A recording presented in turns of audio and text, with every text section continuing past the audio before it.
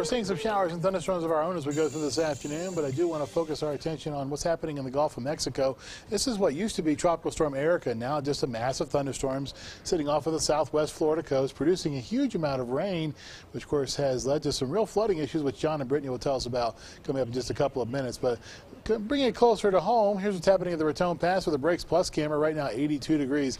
We don't see a lot of wet roads right now, but we can expect that there will be some wet roads as we go through the rest of the afternoon into the early evening as some showers and thunderstorms really begin to pop up over southern Colorado. Right now, not too far from the Raton Pass, we are seeing a shower and thunderstorm complex over towards Weston as you head to the west of Trinidad along Colorado 12. We're also seeing some showers between Walsenburg and Aguilar along Interstate 25, so this will slow us down a bit on the big highway. These showers and storms are generally going to be moving off to the northeast at about 25 miles per hour, depending on which one of these cells that you're looking at later on this afternoon. Generally, though, there's enough get up and go for these showers, hopefully to not produce a lot of flooding, but that's something that we're going to be tracking for you as we go through the day today. West of the divide along Interstate 70, there are some additional showers and storms to deal with, and you can see what's happened with the stuff over towards the Raton Mesa, generally heading, as we talked about, off to the east or east-northeast at about 20-25 miles per hour. That means it's going to cross the interstate before too much longer, so if your travel plans take you south of Walsenburg or near Trinidad and the Raton Pass, this will be a travel concern for you as we go into 1 and 2 o'clock this afternoon. Skycast as we go through the rest of this afternoon, as we pick up the kids from school or as we head home from work by 3 and by 6 o'clock.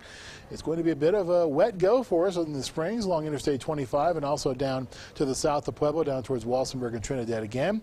The showers and storms do go away as we go through our early Tuesday morning, but then they'll return as we go through our Tuesday afternoon. Some of them could again have heavy amounts of rain because even though there is a front making its way through the region, the front doesn't dry us out a lot, so there's a possibility for heavy rain in spots as we go through not only today but also as we go through the day tomorrow. Tomorrow, though, the number of thunderstorms will be somewhat more scattered. The number will be smaller than it will be for this afternoon and this evening. Skycast precipitation showing decent amounts in the Springs, but as you zoom it in now to El Paso and Teller counties, the highest totals are going to be up towards Black Forest.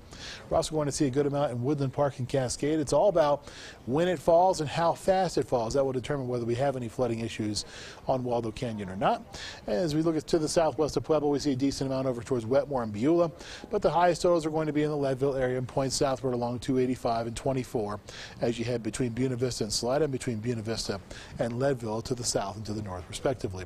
Lows tonight are going to be sitting in the 50s and 60s, 56 in the Springs, 60 in Pueblo and also in Canyon City, lower 60s out in the plains, 30s, 40s, and lower 50s as you head up into the mountains. 7-day forecast, high temperatures stay in the 80s all the way into this coming weekend, which of course is Labor Day weekend. Then it's middle 70s on Sunday, and on Labor Day itself, lows are going to be sitting in the mid to upper 50s. Pueblo, our forecast calls for high temperatures in the 90s for 4 days running. Then it's mid to upper 80s on Saturday, lower to middle 80s on Sunday, and middle 80s on Labor Day itself.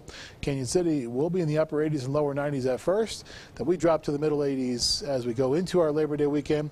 Come out of it with 82 and then 79, of course, for the holiday itself. Teller County, we're in the 60s and 70s with mid to upper 60s on Sunday and Monday, lower to middle 70s. Elsewhere in the forecast, lows are in the upper 40s and lower 50s. All the showers and storms that you see there, it's all scattered pop-up stuff. It's not unusual, certainly, for places like Teller County to see a pop-up thunderstorm, even on the Labor Day weekend.